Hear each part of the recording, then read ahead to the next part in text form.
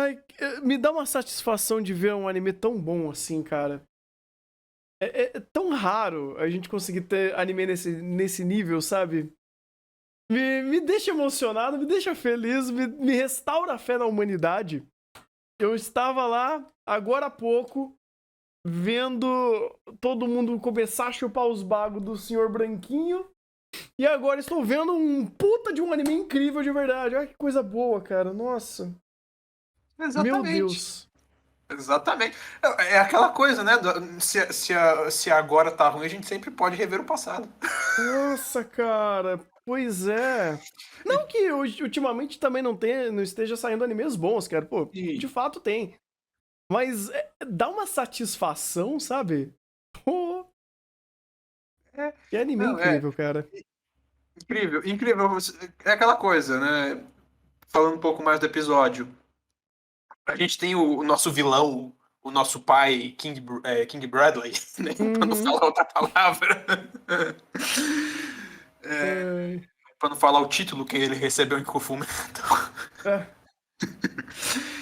É, e é interessante como ele antagoniza o Hatken, porque por mais que ele seja essa figura opressiva, na letra fria da palavra ele não está sendo ruim para o Hatken.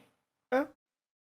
Ele, ele é opressivo, ele faz mal para o Hatken enquanto a pressão inerente da situação, digamos assim, mas não que ele esteja fazendo isso por maldade. Uhum.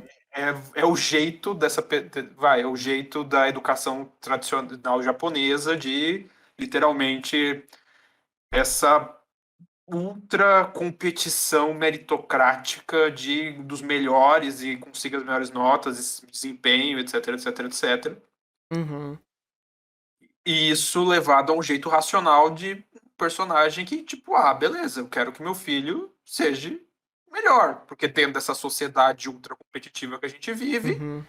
ele precisa estar entre os melhores, então, e vai. E qual, o filho dele passou mal, ele foi lá ver, tudo mais. Uhum. Ele cobrou a escola, literalmente. Pô, meu filho passou mal na escola, ele desmaiou. Quem que eu vou culpar? A Uhum. escola. Cara, em nenhum momento de todo o diálogo que ele soltou ali, ele não estava certo. Sim, Cara, é ridículo como você tem uma sequência de diálogo extremamente dura, pesada, sim. porém, em nenhum segundo ele estava errado, ele estava equivocado e ele não tinha razão na perspectiva que ele tinha. Exatamente. O que se poderia chamar de equivocado é a questão de diferença de perspectiva. Que é a parte, ninguém foi te ver, então ninguém se importa com você. Não. Ninguém Não. foi te ver porque estava todo mundo se esforçando para retribuir o trabalho que vocês fizeram. Mas o pai Uhum. dele tem essa perspectiva? Não. Não. O pai dele, sendo essa pessoa ultra focada em meritocracia individual, teria essa perspectiva em algum momento? De Não. forma alguma. E outra, não é como se ele já não tivesse sido. Se ele se questionou disso. O Hatiken, ele Sim, mesmo falou: caralho, só veio o professor me visitar. sim. Porque o Sabe? Hatkin, ele ainda ele tá em processo de mudança. Ele ainda Exatamente. carrega esse individualismo competitivo em cima dele. Que Uhum, é vamos dizer assim, o boss do Hatken desde a primeira temporada. O boss que o uhum. Hatken tá tentando vencer. Exatamente. E, cara, nossa, e essa cena, pra mim, ela é absurda de boa por, obviamente, questão de montagem, por questão de roteiro, por toda a questão que ele colocou ali. E como ele virou a mesa, o pai dele literalmente jogando a culpa no professor e estando completamente correto em cima disso, estando completamente coerente em cima disso, de uma forma muito mais dura e achar culpados pela situação e colocar a saúde de um adolescente em risco por conta dele estar pegando responsabilidade demais e ele ser um adolescente não tendo noção do que ele tá fazendo e querendo ser um pouco altruísta, um pouco ter um excesso de responsabilidade, faz sentido se ele está sendo supervisionado por um professor, por um pra uma escola, né? Ele está dentro de uma escola. E isso ser, não negligenciado, mas literalmente passar debaixo do radar. Então, quando alguém questiona de um elo frágil que realmente ソウルズ aconteceu, ノットライ tá ク SE トーヌ completamente ウングラオ correto. メストレ O pai dele está completamente correto de dar uma dura no professor. E você fala, puta que pariu. Incrível. Ó, a Arakawa, pra pensar um negócio desse, eu falei, gente do céu. Ela é insana. Ela é insana. E Souls Not Like, muito obrigado pelo seu sub, meu querido. Valeu aí pela sua força.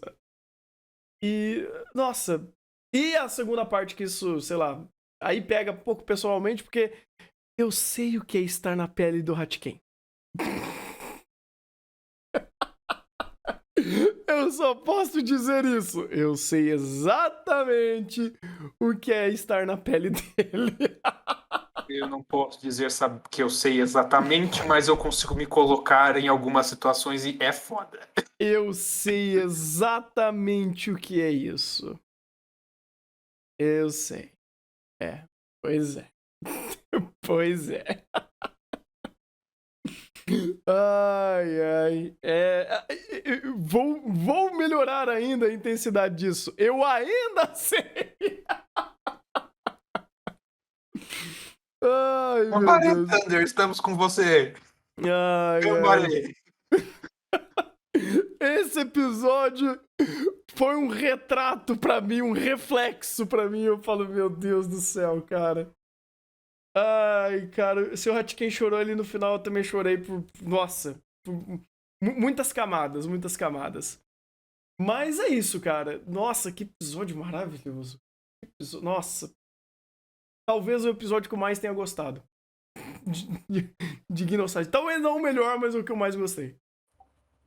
Calma, espera. Quer dizer, não sei. É que tem mais pedra vindo. Ah, Tem de pedra fato. conceitualmente mais pesada. Uhum. Ah, mas daí você vai ter que ver pra ver aonde dói no calo de cada um. Pois é. Pois é. Só digo uma coisa, em termos conceituais, essa não foi a pedra mais pesada da segunda temporada. Isso é bom. Isso é bom.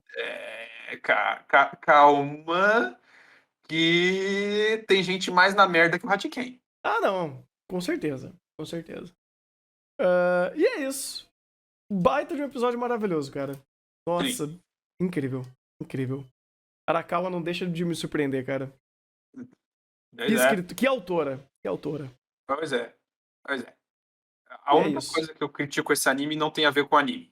Quer dizer, a única coisa que eu critico essa obra não tem a ver com a obra, é uma crítica que eu vou fazer no final. Sim, sim. Eu tô curioso pra saber. Nossa, que episódio bom, cara. Falando sobre sonho, perspectiva, esse sentido de o que você não planejou ou as possibilidades que você tem na mão por conta disso. Uhum. É muito interessante, cara. Muito interessante. Principalmente quando o cara que quer virar veterinário falou pro Hatken, você tá vendo o copo meio cheio, meio vazio, né? Copo meio cheio seria, pô, se você não tem nada que você quer agarrar, você pode agarrar qualquer coisa. Você tá com uma visão aberta, você pode tentar. Eu que tô já com um sonho definido, eu tenho que me esgoelar pra fazer ele funcionar. Sim. Você Então, já tem um objetivo, você já tá focado naquilo. exatamente. Mas quem ainda pode, numa visão ampla, explorar tudo. Exatamente. E é legal que esse episódio ele faz uma costura temática muito da hora nisso. Porque quando você pega aí, você fala, eu já sei pra onde isso vai se desenhar. Porque essa é a costura temática, né? E o Komaba, a gente sabe das tretas dele. Se ele perdeu agora, deadline pra ele. Deadline pra ele. Acabou F, vida de jogador de beisebol. Ele não tem mais como continuar.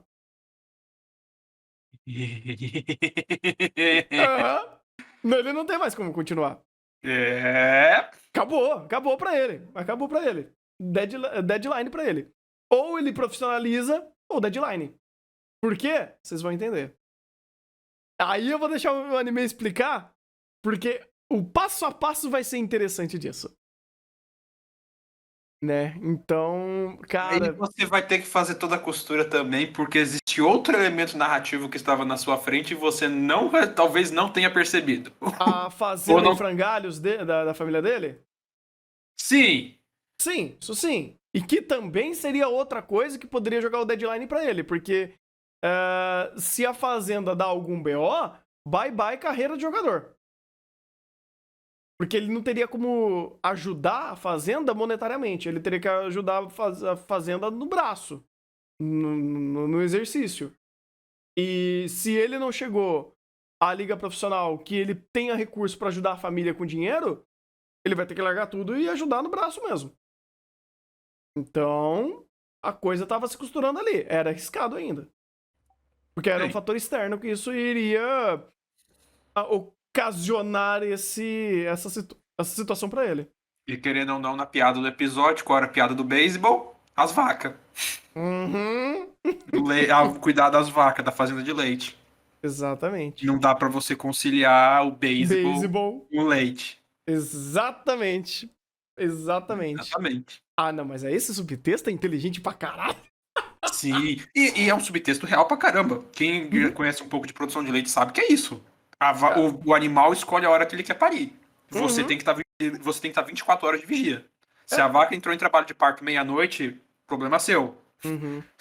Você vai ter que estar lá ajudando a vaca e 6 horas da manhã, 5 horas da manhã tá de novo no dia seguinte pra dar comida pra ela e tirar o leite. Problema Uhum. seu. Literalmente, você tá lidando com uma vida. Com Sim, uma não, várias. sim. Você tá gerindo uma E série de vidas ali. sim, e vaca de leite é mais complicadinho o parto. Vaca de boi de corte, geralmente tipo, o bezerro pare no meio do mato, a vaca lambe, cuida e beleza. Mas de Uhum. novo, bezerro de leite, não, nem sempre. A vaca muitas vezes não tem o instinto de lamber o animal fica largado ali no canto, a mãe nem reconhece que é meu filho. Uhum. Dá um monte de problema. Pois é, caraca. Abandono assim Então, na cara dura. a gente já falou disso. Sim, sim, sim. Só É, fazendo brincadeira aqui. não, sim, Mas. não, mas inclusive pra puxar, pra quem for ver os outros os da primeira temporada, ver as nossas conversas também. Ah, com certeza. E nesse ponto é interessante, vai, a rima temática disso de um jeito extremamente coerente que tá, beleza, a gente tá todo mundo doido pra ver o jogo do beisebol. Foram na sala que tem televisão, mas a sala que tem televisão é a sala que monitora as vacas. Tá, a gente tá vendo o jogo do beisebol, mas meu trabalho aqui é monitorar as vacas. Então a gente vai voltando toda hora monitorando as vacas. Uhum. E quem é o cara que nunca diz não? Hatken, bora! Não é nem só por isso. Dessa vez não era nem ele falando não. Era a responsabilidade dele. Sim. Porque ele é o único que podia exercer essa função por causa que era do segmento dele. Sim, mas ao mesmo tempo também fica piada. Ah, não. Com toda certeza. Com toda- Ao mesmo tempo fica também toda piada. Uhum. E aí, de novo, né? Silver Spoon sabe o que é a rotina de uma fazenda de leite. Nossa, será Exatamente. que isso faz diferença para contar narrativas sobre uma escola que ensina sobre agropecuária? Imagina! Porra, cara, nossa, Imagina! é outro nível, é outro nível. É, faça o que eu digo, não faça o que eu faço, né? Esse é o famoso. Exatamente. Hatkin é E, intrometido? É. uhum, Mas ele é uma pessoa com muita empatia e muito bom coração. e isso é uma qualidade. Isso é uma qualidade. Isso é uma qualidade. Querendo ou não, é uma qualidade, porque às vezes essa apatia toda torna isso, essa conversa não dita, manja. E meio que Sim. cada um cuida do seu próprio problema e você aceita esse muro invisível que é criado e ele não tem isso. Uhum. Ele não tem isso. Ele tem empatia até demais. Ele pensa até demais nos outros. Sim. Numa situação que, às vezes, pro ponto positivo, ponto negativo. Pro âmbito de estimativas que ele acha que colocam em cima dele, mas também de dores e problemas é, que ele sente das pessoas próximas a ele, que ele gosta. E ele tá tendo, de fato, um grupo de amigos que ele se importa muito. Uma segunda família.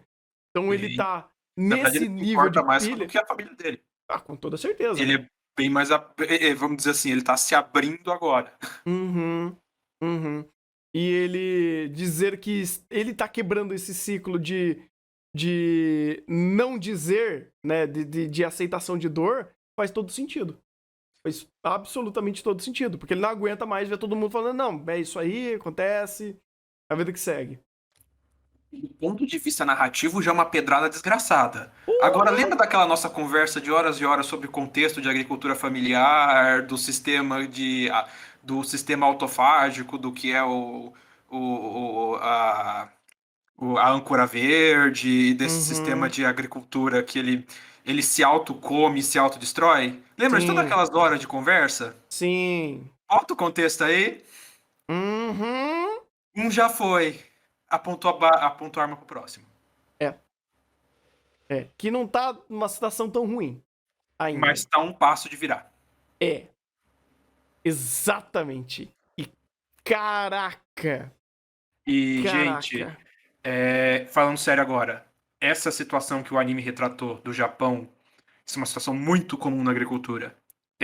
Você vê eles ficarem, para quem não viu a nossa conversa, tentando falar um pouco por cima, até para rememorar um pouco, sem entrar aprofundado. Para quem tiver curiosidade, a gente comentou alguns episódios da primeira temporada do Super Spoon. Peguem quem tá na ordem, vão lá, vejam elas, que a gente delongou horas para falar de como o sistema de produção agrícola que a gente tem hoje ele é autofágico e ele é problemático, porque justamente ele leva a isso. Os pequenos produtores, que geralmente é o que produzem o que a gente consome de alimento como alimento diretamente, que não são produtores de ração, né? Geralmente quem planta milho, soja, essas coisas, está produzindo geralmente ração, não está produzindo alimento humano diretamente. Quem produz alimento humano diretamente, que geralmente são esses pequenos produtores, eles sofrem muito com esse sistema de produção. A gente conversou bastante disso, e o reflexo disso é o que a gente está vendo no anime agora. Você tem. Você tem essa questão do campo, que o anime já trocou. Cara, de novo, faz diferença você conhecer a situação que você está escrevendo. Eu não Uhum. posso dizer o quão mais cirúrgica e quão mais dolorido é a pedra como a forma que isso foi mostrado. Porque como essa conversa continua? Como essa conversa começa? Tá, beleza, o Komabá saiu e tudo mais, mas a pedrada vem antes da janta, com eles falando, pô, a gente tem pouco, a gente não é produtor grande, mas acho que a gente tem pouco, a gente consegue viver. Quem tá no campo, teoricamente, não morre de fome, porque tem a terra para produzir e conseguir alguma coisinha para morrer de fome. Isso não é completamente verdade, eu falei um pouco disso nessa gravação passada também. Mas, via de regra, se você tem a posse da terra, você tem a possibilidade de produzir sua própria comida, independente da sua condição financeira. Só que a posse da terra é uma coisa muito complicada e que é cada vez mais difícil, e que o sistema de produção para produzir a própria comida cada vez mais impede você de ter a posse da própria terra. Porque os custos vão ficando mais caros, você precisa fazer investimentos para se manter no ramo de produção, nesse investimento você se endivida, e ao se endividar você entra nesse ciclo do anime. E outra coisa que é super comum, pequeno produtor não costuma ter linha de crédito, né? O cara que tem um sítio com 20 vacas vai chegar no banco e falar, pô, quero 500 mil para reformar meu estábulo. O gerente do banco vai olhar para ele e falar o quê? Claro, Uhum. realmente não é assim que funciona. Então é comum grupos de produtores fazerem isso. Foi feito no anime. Um pouco maior, amigo do outro, vira fiador um do outro, se ajudam. Só que nem sempre isso dá certo. E aí, o que acontece? Não é por maldade. É o próprio sistema de produção, um puxa o outro para baixo. Uhum. E nessa, o sistema vai se autocomendo, se autocomendo, se autocomendo, e cada vez mais nós temos menos pessoas produzindo comida que a gente produz diretamente. Se a gente tem cada vez menos pessoas produzindo comida diretamente, o que acontece com os preços dos alimentos? A gente sabe, porque a gente sabe que quem faz como supermercado sabe como é que tá o preço das coisas. Nossa. Nossa. Então, né? Uhum. É, essa é uma situação que não é nada fantasiosa. Isso aqui é o mais triste e cru retrato da ironia da realidade. Quem Uhum. tem possibilidade de produzir comida não pode produzir. Por quê? Porque existem outras coisas no sistema de produção que não é simplesmente a sua capacidade técnica de produzir. Não Uhum. é simplesmente a sua vontade de produzir. E na hora que você volta esse sistema para uma atividade secundária, né, a atividade principal dele é produzir alimentos. Quando você volta ele para a lógica de eu quero produzir lucro em cima de lucro, isso gera um problema, porque comida não dá lucro, gente. Vou ser bem sincero. As margens de produção de alimentos são muito baixas. E daí, como você precisa somar lucro em cima de lucro e cada vez mais lucro para você manter o sistema funcionando, e como comida dá cada vez menos lucro, o sistema quebra. Ele se canibaliza. Ele se canibaliza completamente. Isso falando de forma extremamente simplificada. A gente discorreu em outro vídeo, a gente falou bem mais sobre isso. Uhum.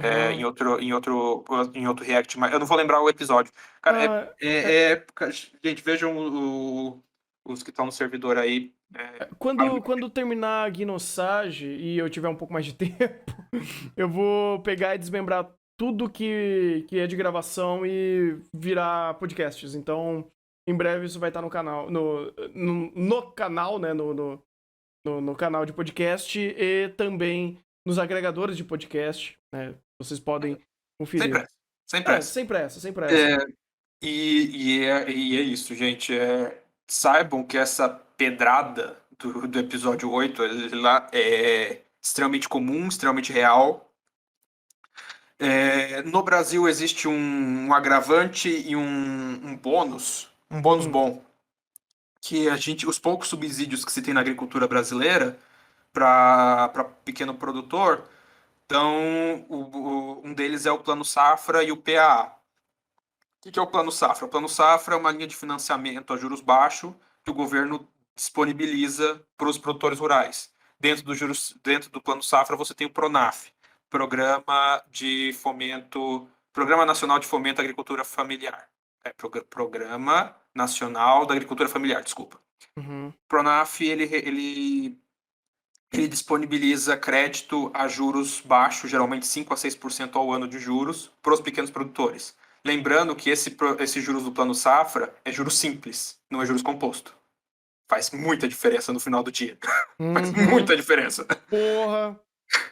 Então, entre os poucos subsídios que a gente recebe na agricultura, a gente tem esse. Só que existe um problema no Pronaf. A definição legal de pequena propriedade tem a ver com propriedade familiar, tem a ver com tamanho e com a fonte de renda. Define-se propriedade familiar, propriedades com acho que até 4 módulos fiscais, que o dono dela, a pessoa que tem posse dela, tenha mais de 50% da renda vinda dessa propriedade. Nossa. Beleza.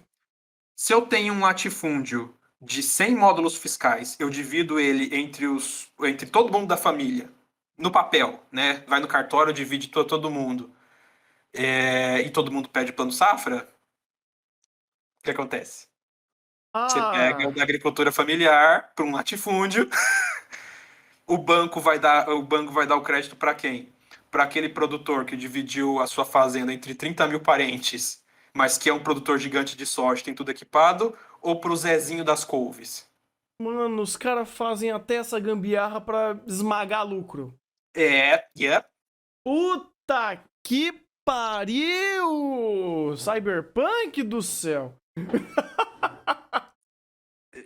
Gente, o pessoal tá falando. Gente, eu não tô falando de. Eu tô falando. Eu tô falando. Não tô fazendo juízo de valores no sentido de. Tô falando que Acontece. o sistema é assim, ponto. Tipo, Não é tô o que falando de acontece. experiências que tentaram fazer diferente. E Uhum. só uma indireta. A experiência russa deu errado por outro motivo. É porque eles. Vejam a história do Pavlov. Pavlov não, Não, Pavlov, nossa, falei muita merda. É. Ai, o cara que descobriu o centro de origem da Vavilov. Acho que é Vavilov. Deixa eu pegar aqui. Acho que é Vavilov. Hum. Eu sou zero esquerda pra história. Ixi. Vavilov. Nikolai Ivanovich Vavilov. Pega essa história do Vavilov e vai te contar por que a agricultura na Rússia soviética deu errado. Basicamente porque eles ignoraram Darwin. Oh, aí é um outro Aí é outro problema. problema, gente. É outro problema. Ah, olha só. é outro problema. Mas Esse daí a eu crítica que eu já faço. desenhou na minha mente. Esse daí já desenhou na minha mente. É, mas o sistema de produção agrícola que a gente vive hoje, ele tem esse problema. E no Uhum. Brasil, você tem essa coisa super legal, que é o Plano SAF, Pronaf, que é dar juros baixo para isso. Bem, se o sistema ele se autocanibaliza, pelo menos vão dar uma linha de crédito a juros baixo. O Uhum. problema, né, que É o tem essa jeitinho brasileiro. canibalização. E o segundo ponto que podia ajudar nisso, que é o PAA. O que é o PAA? Programa de Aquisição de Alimentos. Tem mais um outro, que é outra sigla, que tem outro tipo de programa. Uhum. Por lei, uma certa porcentagem da comida das merendas das escolas tem que ser comprada de pequenos produtores. E Uhum. daí já fica mais difícil o produtor de latifúndio de soja burlar, porque Ah, ele não tem é. latifúndio de tomate, né? Já faz Uhum. dificulta. Então, geralmente nesse programa você tem o vamos dizer assim, menos fraude, né? Porque Uhum. para produzir alimento para merenda escolar é pequeno produtor mesmo. Isso não se viabiliza em larga escala, porque a quantidade de mão de obra que você precisaria seria uma coisa absurda. Uhum. Só que aí isso eu consegui, as referências não estão tão prontas, mas isso eu consegui botar nela. Espera, deixa eu pegar aqui sua página. Uhum.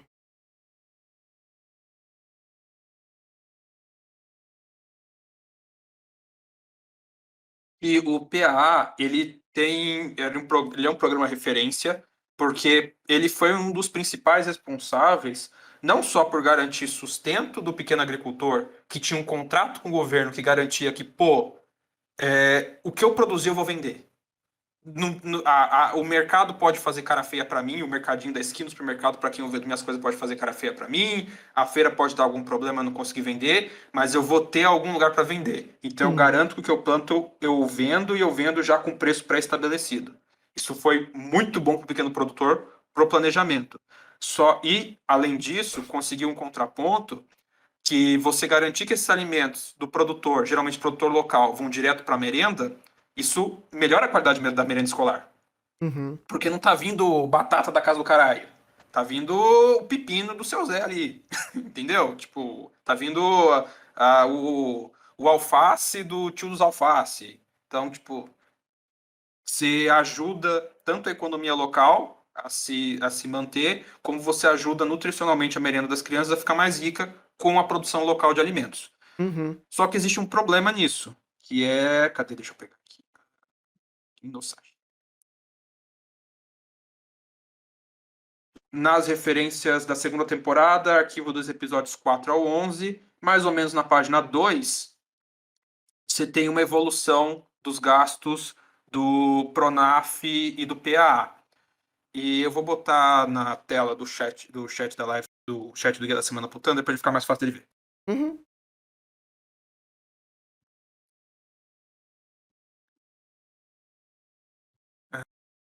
Peraí.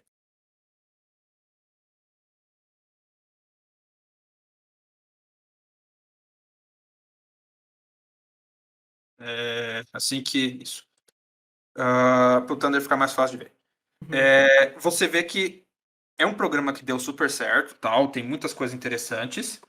É, O problema é que depois de um tempo, esse programa foi basicamente sucateado e hoje em dia o PAA quase não existe. Então, você boicota o Pronaf, que é onde o agricultor poderia conseguir empréstimo a juros baixos, não dependendo do empréstimo do juros do banco normal, e você tira o dinheiro que estava comprando a colheita dele. Hum. E o que você faz com o Zé das couves? Você não faz. Para de vender couve. E Caramba, você mano. para de comer couve. Tem um bom motivo pra 2002, 2012 a 2013 ter ceifado desse jeito? Tem. O que começa a acontecer a partir de 2012 a 2016? Era. Ah. Dilma em 2. Tá. Puta, eu tava fazendo as contas e eu ia chegar nisso, porque eu ia até perguntar por que de 2018 pra frente eu não tenho. Ok. Nossa, ela foi. Pô, sério? Conhece o chamado Acordo com o Centrão? Precisa vir dinheiro de algum lugar. Ah, é isso que ela Em fez. prol da governabilidade, foi se Uhum. leiloando. Na hora que Vendendo, vendeu a se alma. leiloou coisa que não podia se leiloar. Puta que pariu. Tá, vai, pergunta retórica, mas. Ou não tanto, mas pra 2018 pra frente não tem dados. Por que não tem dados? Porque de 2018 para frente o governo acabou com a lei da transparência, sigilo de 100 anos na sua cara. Ah, envolve isso também. É claro que envolve. Ah, E ok. segundo, porque o programa ainda existe do PA, mas os valores hoje em dia são irrisórios. Cara, e pensar que em 2018 já era 100 mil. 100 milhões. Yep. Não, 100 mil. 100 milhões. É, Peraí, 2018. 100 milhões, 100 milhões, 100 100 milhões. milhões para o país inteiro. Peraí, e a quantidade de agricultores também. 120 mil pra 20 mil. Peraí, nacional? Cadê? Número de agricultores favorecidos no país inteiro. Meu Deus. Mas é. Mano, foi de 120 mil pra 20 mil Pois é. em, E depois perguntam por que o alface tá caro. em 6 anos. Depois perguntam por que não tem mais ninguém produzindo alface. Meu Deus do céu. Por isso que o alface tá 10 conto. Yep. E daí isso não tem a ver com o Silver Spoon. Isso é porque provavelmente o Japão, a dinâmica fundiária é outra. Uhum. Mas aí eu vou te dar a pedra que deixa isso pior no Brasil. Onde estão essas áreas de pequena produção de hortaliças? Aonde está? É, Ah, em regiões que orbitam centros urbanos? Tipo, justo. Você tá ali perto de um, Cinturão porque eu Verde tô de pensando Mogi. em. É isso que eu tava pensando. Mogi, ele é um lugar que ele tem ainda muita área verde, tá perto de centros urbanos, porque aí você facilita o transporte, porque você não tem que atravessar um estado para você transportar um alface. Porém, Uhum. entretanto, todavia, essas áreas vão sendo canibalizadas por causa de moradia, por causa de expansão dentro do Exatamente. território nacional. Ai, tudo tá. Oh, meu Deus, eu tô comendo como Bender agora. Ai, meu Deus, agora eu entendi, agora eu saquei. O pequeno agricultor que não conseguiu se manter vendeu a propriedade para quitar o resto das dívidas. Essas Uhum. propriedades são agrupadas pela especulação imobiliária e viram esses condomínios nas periferias dos grandes centros urbanos. Cara, E isso é. agora a área para se produzir alface. Mano, é literalmente isso que acontece aqui na minha cidade. Porque Mogi é considerado um cinturão verde do estado de São Sim. Paulo, por enquanto, eu acho ainda. Mas É se Mogi e pegar Biúna. nessa. Hã?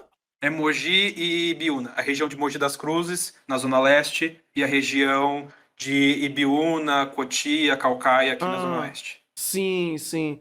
Porque é literalmente isso que tá acontecendo, cara. Sim. Esse cinturão tá virando um amarrador de cabelo. Exatamente. E E a daí, quantidade de lote que tá saindo em zonas orbitais da cidade é absurdo. É absurdo e os preços são ridículos. exatamente. Mano do céu, eu E tô aí, como vendo você isso na minha resolve? cara, meu Deus do céu. Eu tô. Co- Nossa. Como você resolve isso? Você já não tem mais terra, você já não Uhum. tem mais produtor, partiu Tá. importar alface. Ah, não! Ai, cara, como que. Ah, não, não, não, mano, eu tô tendo um ataque de epifania aqui, velho. Puta Isso é que simplesmente pariu. dar um passo a mais da pedrada que Silver Spoon representou como um caso pessoal, mas isso não ocorre como um caso pessoal. E se você der um passo a mais para a questão de lógica de expansão urbana, bem, a gente já importa algumas coisas que a gente não importava antes, tipo leite e feijão. A gente importa leite, E feijão. nem fudendo. Cara, eu tô Daqui a pouco vai incrédulo. começar a importar arroz também, tá? Não se preocupa. Eu tô em. Ô, quando o Brasil começar a importar soja, fecha pra balanço, tá? Não soja não, porque a gente vende para fazer ração. Então, esse é o ponto. Imagina, né? Imagina só. Cara, Ai, cara. Desculpa, chat. Eu sei que às vezes a gente entra pra uns assuntos meio delicados, âmbito político, mas caralho, é foda quando você tá lidando com informação. Não, que, querendo ou não, de novo, eu olho para a Cal e eu falo, faz diferença quando você escreve o anime sabendo do que você está falando? Porque foi literalmente a situação do anime e eu só dei um passo a mais, aproveitando para falar da realidade brasileira. Porque o Cara, resto é o que o anime mostrou, gente. Mano, não, e o anime mostrou, tipo, um micro de um macro que a gente tá vendo na nossa cara aqui, velho. Não, e eu falo por mim, velho. Eu literalmente moro numa região que teoricamente é isso. Sim. E mesmo na minha região, que é cinturão verde, a gente toma no cu. É. E a quantidade de área que tá saindo como que é? Oh, meu Deus, esqueci o nome. Condomínio? Condomínio, obrigado. Uma quantidade de condomínio é exorbitante, velho. Exorbitante. Eu dei uma olhadinha do preço por terreno só de roleplay. Não faça isso. Meu amigo! Dá depressão. Dá uma depressão desgraçada. Nossa, cara! Pô, eu tô um pouquinho assim, orbitando na ideia de... E como que ficaria o roleplay de comprar uma casa? Irmão? Vem pro interior. Mas pro interior mesmo. Nossa, cara! Tipo, passa Campinas, passa Piracicaba, vai pra uns cantos assim, interior mesmo. Saltinho, Tietê, Tancoã. Você vai pra lá. Nossa, cara. É bem isso. E aproveita que enquanto a especulação não chegou lá. Ainda. Ainda. Caralho. Mas, de novo, gente, eu gosto de trazer essa situação, porque primeiro porque o anime permite, segundo porque a situação meio que o anime tá falando, e é uma discussão que eu acho pertinente de trazer, porque às vezes a gente fica no raso. A resposta fácil para as coisas a gente sabe. Quando a gente vê a nossa realidade, a gente fica puto, e a gente sabe qual é a resposta fácil que a gente sempre dá, né? A culpa é sempre de quem tá no poder. Ponto. Só que a resposta fácil, ela não necessariamente está errada, só que ela não resolve o seu problema. Você simplesmente se acossar nisso e beleza, pode ser perfeito, né? Ninguém é obrigado a saber das coisas, mas você ter uma noção de que isso é só a resposta fácil. O que é a conjuntura do problema, te ajuda a pensar melhor tanto na situação que a gente vive, que nós vivemos, quanto no que é possível pensar de se fazer ou de se escolher para tentar amenizar ou jogar de vez na lata do lixo nossa situação. E essa situação da agricultura familiar, dá para reverter? Dá. Dá. Como? Muita gente vai ficar puta comigo, mas parando de encher o saco do MST. É uma dúvida que eu sempre tive. Cabe a conversa aqui? Não sei. Eu não sei se eu... Não sei, mas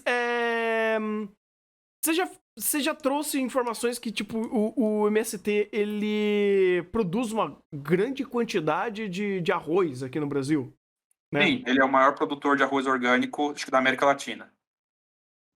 Já que a gente entrou nessa conversa, vamos no campo da teoria, vai? Pra ninguém ficar puto e a gente entender a ideia, não a execução. Porque a gente sabe que a execução de um lado...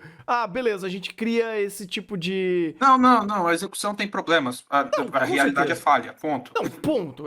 De um mesmo lado, você falou, pô, o pessoal subdivide lote pra entrar nesses planos do governo pra... familiar. Exatamente. Porra, aí é foda. O cara tem, sei lá, quantos hectares nessa brincadeira? Eu não sei nem chutar o valor de hectare, cara. Vai. É um grande produtor? Em que estado? São Paulo ou Mato Grosso? Faz diferença. Sim, faz diferença. Vai, São Paulo, vai. Um grande produtor em São Paulo, 200, 300 hectares. Pô, imagina o cara quebrar um hectare pra cada laranja. Não, ele não precisa quebrar um hectare para cada laranja, ele precisa quebrar 4 módulos fiscais. Módulo fiscal é uma medida por município. Então, o que é um módulo fiscal? É uma área em hectares que é considerada a mínima área possível para uma pessoa sobreviver da atividade agrícola daquela região. Então, Mogi, a área de hortaliça. Quanto que é o módulo fiscal em Mogi? 1 hectare. Coisas que você produz em pequena área. Entendi. Piracicaba, produtor de cana. Quanto que é o módulo fiscal? 10 hectares. Caraca! Não, completamente diferente. Completamente diferente. Lá no região do Pará, onde você tem essas grandes áreas de produtor de soja, tem cidades que o módulo fiscal chega a ser 100 hectares. Puta que pariu, é muito longo. Nossa. Por isso que eu falei, você tá falando de produtor grande em São Paulo ou no Mato Grosso? Não, eu imaginei que era discrepante, mas caralho, de um lugar de um hectare fiscal ser 1 e o outro ser 100? É porque é a atividade agrícola que você faz na região. Faz sentido, faz sentido. E aí, Não dá pra a quantidade. considerar. Não, com toda certeza. Mas, voltando à minha pergunta, de novo, gente, não quero enfiar a política aqui, mas eu quero entender as situações. Na teoria, o que o MST faz? Qual que é a teoria dele de operação? Ele vai pegar a terra de quem? Como que vai fazer? Vai, me explica aí. MST faz cagada? Faz. Faz no sentido de que tem momentos, cagada entre aspas, vamos dizer assim, tem momentos que o movimento quer se mostrar, né? Certo. Quer mostrar. Então, o que eles fazem? Eles invadem propriedades produtivas. Bom, isso dá problema. Isso é ilegal. Dá tiro, inclusive. Dá tiro. Qual que é a proposta do movimento? E spoiler, o MST não é comunista, para quem está perguntando. Não, calma. Passo por passo. Vamos por partes. Qual que é a modalidade do movimento? Qual que é a ideia dele? Pegar propriedades rurais que não estão produzindo nada, são improdutivas, ou terras públicas que estão sendo invadidas por grandes produtores e estão sendo usadas sem anuência do Estado. Então, por exemplo... Pera, tem grande produtor que invade terra pública? Ok. Peraí, então tá falando que grande produtor faz exatamente o que eles acusam do MST fazer? Contar o que tem de conflito em terra indígena no centro-oeste, ou se eu te contar o que acontece em volta das lagoas de abastecimento de muita cidade do interior, eu nem te conto. Ok, vai, enfim, desculpa, perdão. Então, pegando exclamação aqui, mas enfim. Você tem propriedades rurais que elas não são utilizadas. Elas estão lá para especulação de terra. A pessoa tem a posse e a propriedade está parada. Ou a pessoa está com dívida na justiça, a propriedade passou para a mão do governo para ser penhorada e ficou num limbo judicial que aquela propriedade ficou sem dono. Ou é uma propriedade pública do Estado, que por algum motivo passou pela mão do Estado, ou nunca saiu da mão do Estado. Nós temos as chamadas terras devolutas, que são terras que estão na mão do Estado para serem repartidas para a população desde a Lei de Terras de 1850 e nunca foram. 150 anos. E elas estão sendo utilizadas indevidamente por algum grande produtor. A proposta do MST é utilizar um dispositivo que existe na nossa Constituição, que fala que terras nessas condições devem ser destinadas à reforma agrária. A nossa Constituição fala que terras que não estão tendo uso social, propriedades sem uso social, ou seja, propriedades, por exemplo, propriedades agrícolas que estão paradas sem fazer nada, ou propriedades que já passaram para a mão do governo, estão paradas sem fazer nada, ou propriedades do governo que estão sendo indevidamente usadas, devem ser destinadas à agricultura familiar. Justamente para dar terra para esses pequenos produtores poderem produzir. Isso é a Constituição brasileira, gente. Ai, mas não devia ser... Gente, isso é a porra da nossa Constituição. A conversa é outra. Mas pode ou não? É outra coisa. Se tem a regra, tem que ser seguida. Exatamente. E o que o MST faz? Ele pega essas terras, invade e bota os assentados para começar a produzir lá. Ponto. Certo. Só que de vez em quando o movimento para ele conseguir, vamos dizer assim, oficializar os assentamentos para os produtores conseguirem ter o documento de que aquele é um assentamento da reforma agrária para poderem regularizar as coisas, eles precisam pressionar o governo, certo? Você pressiona o governo mexer em terra abandonada? Não, porque eles não estão nem aí pra isso, certo? Então, de vez em quando, o que eles fazem? Hum. Fecha a rodovia ou pega algum latifúndio que está meio com algum problema aí, ou na iminência de dar algum problema, e invade para fazer pressão, Hum, como forma de certo, protesto. certo. Então, o que eu falei, quando eu falei, faz o que o MST faz, não enche o saco do MST, não é tipo, estou elogiando, meu Deus do céu, que movimento perfeito. Não, eu tô falando. Uhum. Existe um mecanismo na nossa Constituição que fala dessa perspectiva que é como esse movimento atua. Podia ser qualquer outro movimento. Tem outros ainda no Brasil, ainda menos conhecidos, que fazem isso. Hum. Inclusive, são mais radicais, tá, gente? Vocês acham que o MST é o terror das propriedades agrícolas? O Cauê Cotô. O MST nem comunista é. Tem movimentos que são muito mais ativos nessa ideologia e dá com pau. É. Meu Deus. Então, mas independente do caso, geralmente esses movimentos não estão para bater, eles estão para apanhar. No máximo, saber receber a pancada. Na Até prática. porque você vai bater, de frente com o Estado ou com um grande produtor. Acho que literalmente o saquinho de dinheiro batendo na cara fala mais alto, né? O MST tem perigosos alfaces orgânicos e o produtor tem um avião cheio de veneno. Oh. Fight. Fight. É porque assim, cara, eu acho que de uma forma geral, a gente, de uma forma ampla, sempre demonizaram o MST desde que eu me conheço por gente.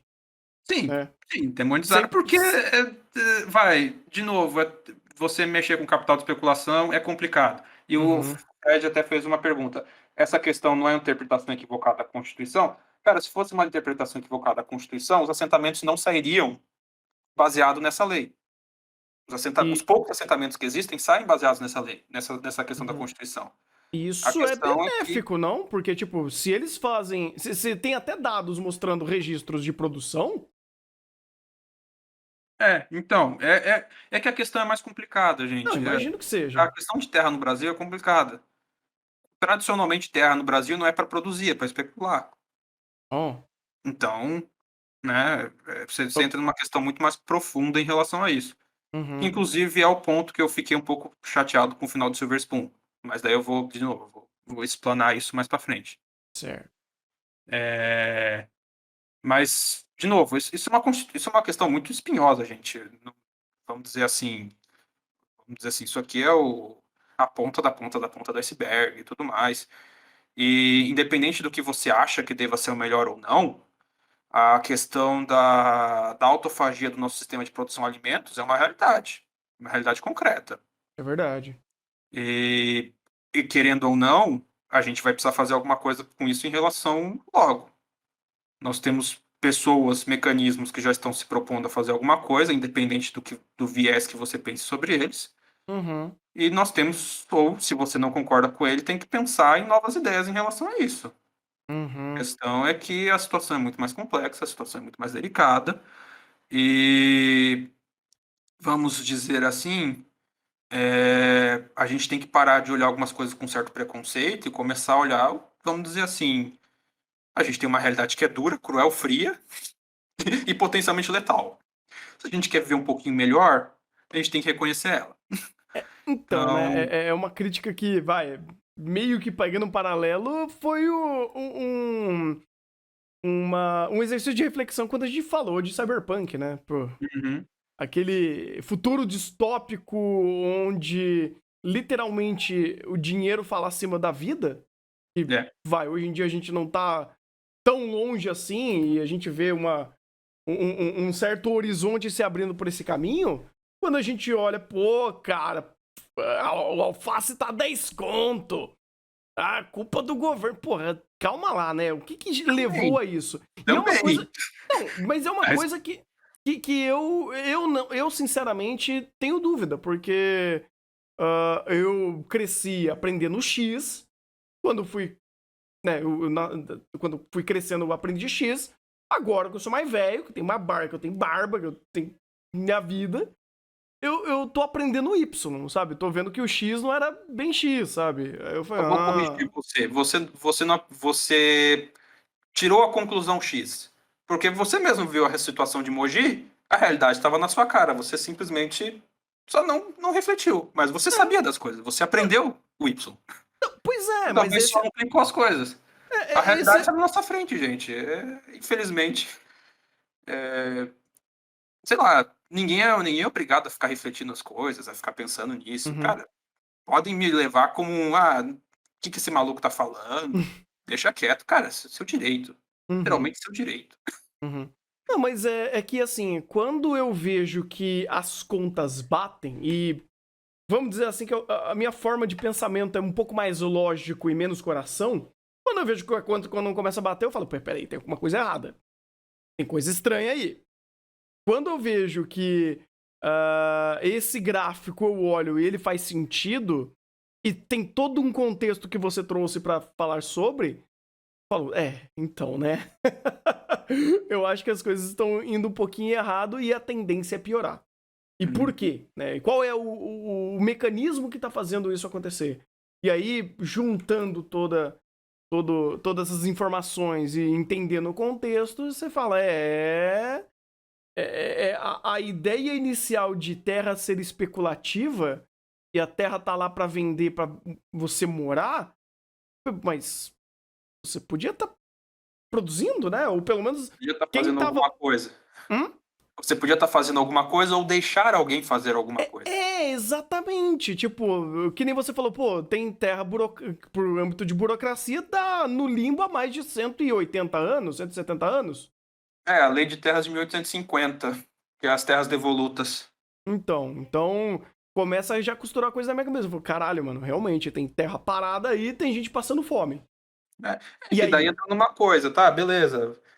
Eu sei que eu vi gente aí no chat falando, mas a interpretação da Constituição dá direito à propriedade sagrada, à propriedade privada. Beleza. Tem as terras públicas, gente.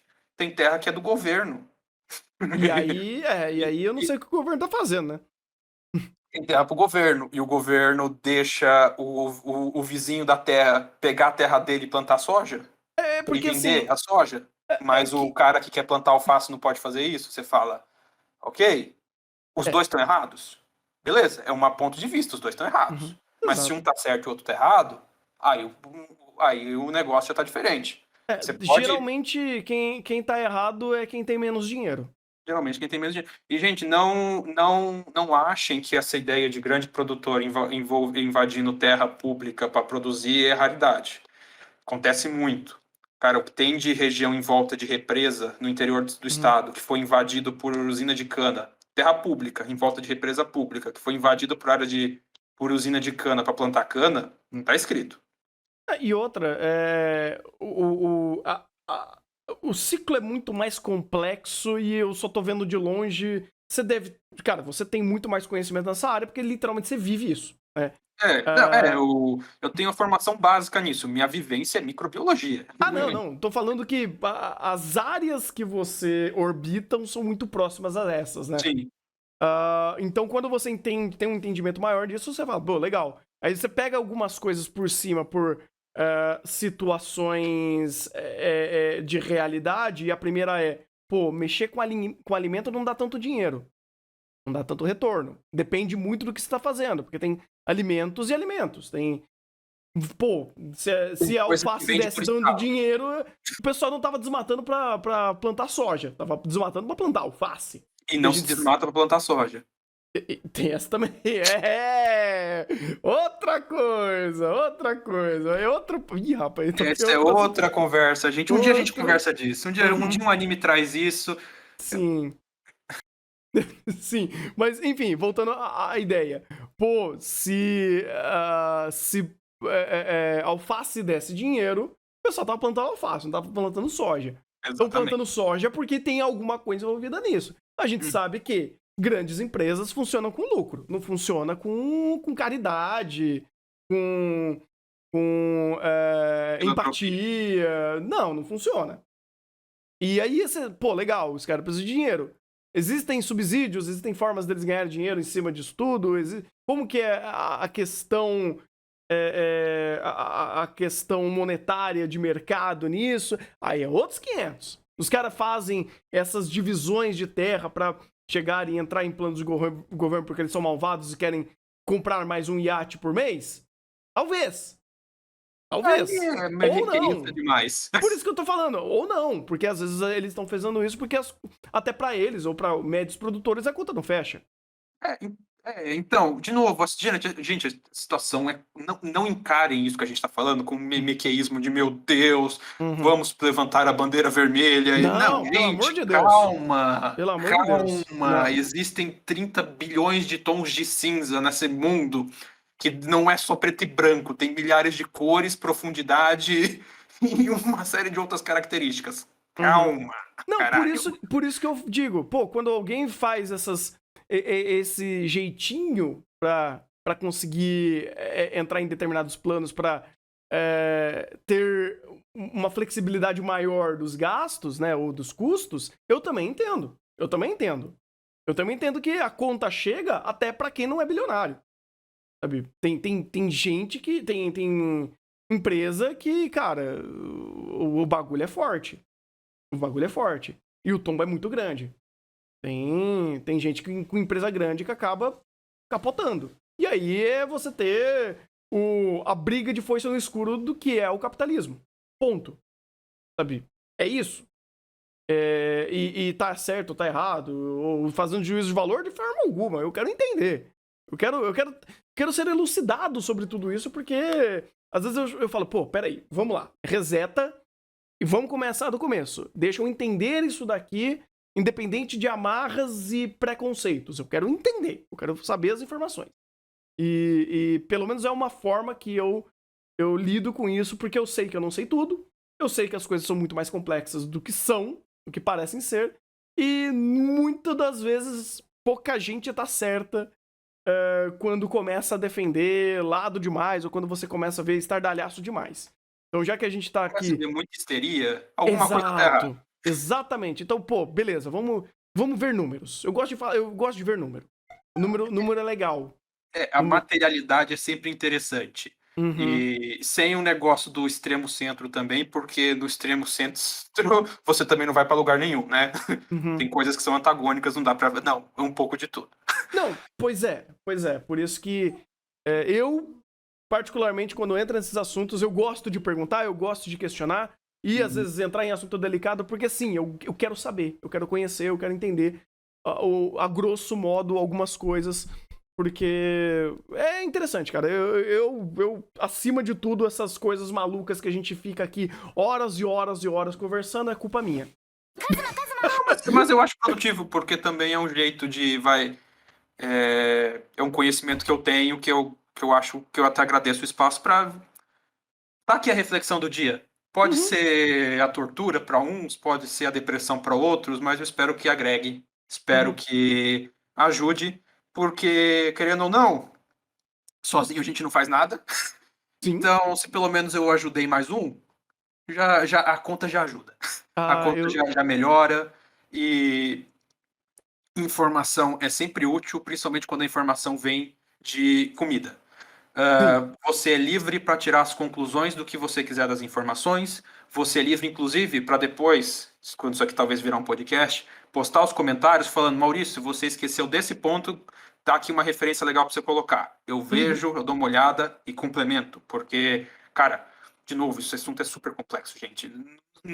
Cara, isso dava para passar dias só discorrendo sobre um aspecto dessa questão, porque a realidade é tipo, a realidade complexa, né? Pela milhares de vezes, mas eu não consigo complexificar o quão complexa é a porra da realidade. Então, a gente tenta lidar um pouquinho com os dados para cuidar das coisas e, cara, não levem a mal. Se os dados batem muito em alguma coisa, bem, talvez aquela coisa mereça se apanhar. É complicado. Não, pois é. E tentando puxar o gancho pro anime, a questão fundiária é uma questão que é um problema no mundo inteiro. Porque, de novo, o modelo de produção não é o modelo. Cara, o Brasil tem o seu modelo de produção, né? Um modelo muito voltado para a agricultura tropical, para as pecuárias da agricultura tropical, mas um cerne desse modelo, ele é global. Então a gente começou nisso pegando uma representação de uma situação japonesa, que não está muito diferente da situação brasileira, porque o core do modelo de produção é a mesma. E nesse cenário a gente está vendo aí no anime, vamos dizer assim, a grosso modo, além disso, outros problemas desse sistema, desse modo. A gente precisa Uhum. de comida, o anime destaca, né, o lema Silver Spoon. O que é o Silver Spoon aí? A colher de prata é a colher que garante que tem comida na mesa todo dia. É Uhum. o trabalho desses futuros administradores garantem que no dia seguinte você vai ter pelo menos um prato de comida disponível, espero. E você vê como é um trabalho que cada dia fica mais difícil, é um trabalho que, apesar dos outros âmbitos que o anime quer mostrar do Slice of Life, da relação de personagem, você vê como é o próprio sistema se autoflagelando, se autocomendo, se autocerceando, se autofechando, e aproveitar essa situação para trazer um pouquinho mais de informação, eu acho que é sempre muito produtiva. Fechar uma É, o tentar fechar aqui essa questão. Espero que a conversa seja produtiva. E rapidinho só responder o Fred 22. Eu vou te responder por que que o sacolão prefere jogar metade do caixote de comida fora do que vender mais barato. Porque o custo disso no final fica mais caro. Parece loucura, mas mas isso é tudo cálculo que você consegue fazer. O custo de você manter aqueles produtos lá que estão perto de vencer e fazer a manutenção deles, mesmo vendendo mais barato, não paga o custo de manter esses produtos à venda, porque você tem todo um custo inerente de infraestrutura. Uhum. Então é mais barato você jogar comida fora e desperdiçar de novo do que você investir em infraestrutura para manter ela fresca por mais tempo ou até abaixar o preço. Uhum. Tem Sim, uma. é contra-intuitivo. Nossa, mas eu podia pelo menos pagar um pouco disso com essa infraestrutura? Não, porque o custo Não. dessa infraestrutura supera. Uhum. Isso é tudo conta. E é conta que você não. E é conta que você soma custo de operacional, custo de manutenção, custo de depreciação e custo de oportunidade. Uhum. Geralmente, se você pegar só o custo operacional, que é o custo daquele momento ali, de ocupar aquele espaço, é o custo do funcionário, essas coisas, geralmente a conta até fecha. Mas quando você bota manutenção, depreciação e custo de oportunidade, acabou. Hum. Tem um exemplo muito legal que aconteceu até essa semana comigo. Que, pô, você anda no centro da cidade, só tem uma loja de calçado aberto, tipo, umas 10 horas da noite. Você fala, não tem ninguém lá dentro. Pô, será que não vale pra empresa que tá ali com uma loja de calçado fechar no expediente, assim como todas as outras lojas, às 6 da tarde? E será que o custo de operação não é muito maior de ficar operando até 10, 11 da noite sem ter uma clientela, um movimento, um fluxo de venda que vale a pena você ter esse trabalho extra, pagando luz, pagando funcionário, pagando todo o recurso de funcionar aquela loja?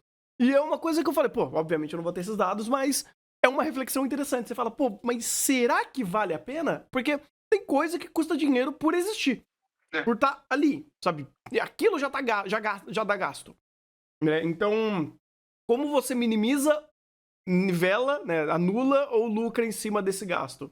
É toda uma sim. questão matemática que envolve todo um cálculo que faz sentido, né, para você chegar nesse resultado. E O tem que é um coisa pouco que. triste, porque é mais Uhum. barato você jogar comida fora do que tentar preservar a comida para vender para mais gente. É um pouco triste, mas, de novo, consequência do sistema que a gente vive. Se você acha isso incômodo, bem, Aí você que liga o Tico Cuteco. Exatamente. Não sou eu que estou dizendo.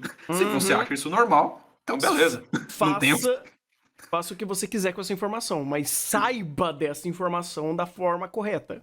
Exatamente. Aí é aquele negócio. Uma coisa é você tirar conclusões em cima de informações certas. Outra é você tirar conclusões em cima de informação errada.